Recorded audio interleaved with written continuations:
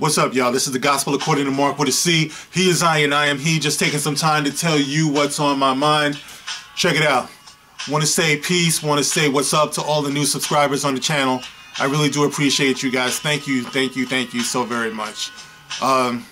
Listen, I just want to have a little real talk this evening, and I want to talk about a video that I saw on one of my Facebook groups a little bit earlier.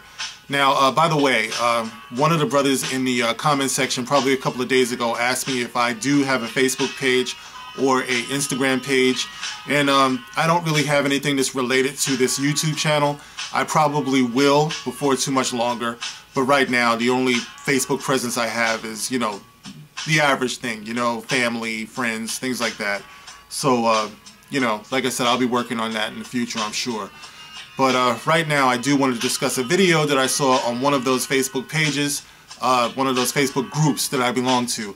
And the Facebook group is predominantly fathers, you know, black fathers. And one of them posted this video, and the video was of a short documentary called A Conversation with My Black Son. And this video, this so-called documentary, it's concerning what black parents or a parent tells their black son regarding police and how to handle your interactions with police. And this is the kind of documentary that really pisses me off, man. And I was going to get on here and start ranting, but I think I want to take a different approach. I think I just want to have a little bit of real talk for a minute, you know, for all of the people who are perhaps raising black sons or black kids, and or kids that you might worry about if you believe that the police are a problem in your community. And documentaries like this really bother me because I feel that they're disingenuous. It's like you get these parents, I don't know if they're real or whether they're actors, but you get them on camera and they act all worried and they act all scared and they act all like, you know, they're fine upstanding citizens and their children are just at risk because, you know, black cops are just out here just indiscriminately shooting black people. And this is a narrative that I thoroughly reject. I think I might have mentioned on an earlier video that my brother, who passed away in 2009, first responder at 9/11, you know, a hero, a true hero police officer in New York. Yeah, I mentioned that he was a cop, and he was a cop for many years. I think it was over 20 years. You know, he was a police officer. He had a great record. You know, when he passed away, the police commissioner spoke at his funeral. You know, it seemed like half of the NYPD was at his funeral. And there was a helicopter flying overhead. And they honored him. They honored him so much. And he cared very much about the community that he served in. You know, my father also a police officer. He rose through the ranks. He was highly decorated. And I think when he retired, he was a... I'm not sure if he was a lieutenant. I have to talk to him. I'm ashamed to say that I forgot. I also have a cousin who is on the police force. You know, also, you know, he's been promoted. You know, he has an impeccable record, and I'm very proud of all of them. I'm proud of my brother. You know, rest in peace. I love you always, my brother. I've said it, you know, on video before. Almost said his name there, but out of respect, I'll leave his name out of this. But you know, my father and my cousin, I'm proud of all of them. You know, so when I see documentaries like this, and they talk about, you know, how to be afraid of cops and how not to call cops. Now, I'm going to leave the link in the comment section, by the way, so you can see how thick they poured it on this video. One of them even said that the police are not for black people. The police are for Caucasians. And, you know, things like that get my blood boiling because... Look at me. I grew up black in America. I'm a man of a certain age. Somehow, I've managed not to be killed. And you know why? You know why? Because there is no war on black men that's being waged by police. What you have in the police department are human beings who do their job just the same as you do every day in and day out. They go to work to support their families. They come home. And they take off their uniform and they get on with their lives. Now, if you want to be concerned with the cops who are bad cops, who are coward cops, who are corrupt cops, now we can have that conversation. But when you make blanket statements where you say that all cops are terrorizing black men, I have to stop you there. because my personal experience clashes with that narrative. And so does yours if you're honest with it, with yourselves, and you're honest with your children. And that's the hurtful thing about it, because you're not being honest with your children. You're training your children to be victims, and you can't love your children if you're training them to be victims. Now, I'm trying to be calm here because I am in an apartment, and when I start talking loud, I notice they start getting quiet upstairs because they want to listen to what I'm saying. And that's cool. You can listen to what I'm saying. You can learn some shit too. All right, but what I'm saying... What I'm saying is that if you really, really loved your black sons, then what you wouldn't be saying is that the police are out here just hunting them, because that's not fucking true. Yes, these things happen. Yes, we have issues with police brutality. You have issues with corruption, police planning shit on citizens who are innocent. Yes, the system is corrupt and there are problems with it, but your average everyday citizen doesn't have to fear that kind of thing. And the reason why they don't have to fear it, by the way, of all the things that you were talking about with your conversation with your black son, of all the things that you were talking about, don't say this, don't say that, don't cooperate, ask the cop for his badge number, pull out your camera. One fucking numbskull said, pull out your camera, I'm filming this. Look at your hand, you fool. You're telling your son that you're supposed to love to take out a foreign object and point it at the cop like this. This is what your hand looked like. Look at the 4-minute mark. You see what I'm talking about. That goofball with the pink shirt on does that. I'm filming this, officer. No. You know the reason why... you're making me lose my point right now. You know the reason why I have to call bullshit on documentaries like this, because of all the things that you list, that you talk about with your son, that you have your deep conversation with your son, of all the things that you bring up. You know the one thing that you fools keep on overlooking? The one thing that you never mention, that you say to your sons that you supposedly love so much. Can you guess what that is? The one thing that you never say to them is, obey the law. That should be rule number 1. Yet, that's the last thing you ever say in these bullshit documentaries where you call yourself educating your kids, your beloved son, about his interactions with the cops. How about that? How about obey the law? How about that? That's the reason why. When I see these documentaries, I know they're bullshit, because that's the one thing that I'm listening for that I never hear. You talk about, you know, put your hand on the steering wheel and stay still, stay calm, because you might get shot. What? Listen, why did you overlook obey the law? That seems like a relevant question. Now, since you exposed yourself as being full of shit, let me tell you what a parent says who really loves their black son, such as me. This is what I tell my son. Number 1, and I have a list here, as I always do. Number 1, obey the law. That is number 1, son. Obey the law. Be a law-abiding citizen. Don't start any shit. Stay honest. This is what I tell my son. Not because you don't want to have any run-ins with the law, although that will be a result of that, of living an honorable life, but because it's good for you, son. It's good for you to be an honorable person, to be an honest person. You watch your company, son. Watch your company. It's like, I don't care what the fucking music videos say. It's not cool to be a felon. It's not cool to be a thug. You don't want to liken yourself to people like that. Don't look like them. Don't talk like them. Don't act like them. You act the way that I raised you. You act like a good, productive citizen who is proud of himself, who carries himself like an honorable man. And an honorable man doesn't steal. An honorable man doesn't lie. An honorable man doesn't cheat. And thus an honorable man can expect that he won't be harassed by the police. I know what I'm talking about, son. I've reached a certain age by being as much like that as I possibly could. But there was a time in my life when I was confused, and I did relate to the wrong types of elements in this world. I had to learn that I had to be the man that my father and my mother raised me to be, not the man that the world expected me to be. And sometimes, son, you have to walk alone in that. Sometimes you have to be called soft. Sometimes you have to be called, you know, all types of shit. But it's okay. Because as long as you stand strong and you stay strong in your mind, it won't matter what people call you. They can test you if they want. They can call you a coon. They can call you, I talked about this on another video. They can say you're in a sunken place. I don't give a shit. They can say that you're trying to act white. No, you're not. You're trying to be the best human being that you possibly can. You don't deny who you are in your race, but you be the best of your race. That's my point. Now, if they want to say that speaking well and acting well and dressing a certain way, if they want to say that that's acting white, well, then that's what they say. Who the fuck cares?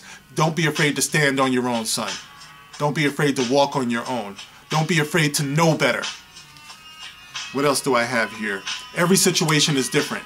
So when you see these stories on the news, when the stories want to get black people riled up, and they want to show how some black man was beat by the cops, or chased by the cops, or shot by the cops, and they want to put it on the evening news for the entertainment of the whole world, just remember, every situation is different. Every situation is different. Just because it happened to that man, he might be innocent. He might be, but it's still not you. So don't let it break your spirit, thinking that if it happened to him, it can happen to you. Alright? Bad things happen to good people all the time. But as long as you conduct yourself the way that you're supposed to conduct yourself, you shouldn't have to walk around in the street thinking that it could happen to you. There's no reason for you to expect it. Just carry yourself as well as you can. I don't want you to be stressed in this world, son. I don't want you to be stressed. Alright? So, yes, have your own personal code, and remember, every situation is different. Now, if you see that someone has had an injustice done to them, and you feel like it's something that you want to act on, you feel like it's something that you care about, well then, maybe you should let that be an inspiration to you, to go to school, to maybe be a defense lawyer, to maybe be some type of public defender, something like that. Make it productive for yourself. Make it positive. But don't you dare walk around like you're defeated. Don't you dare walk around like a victim. I'm not raising you to be a victim. And when I'm gone off of this earth, you remember that. Let's see what else is on here. Cops are human.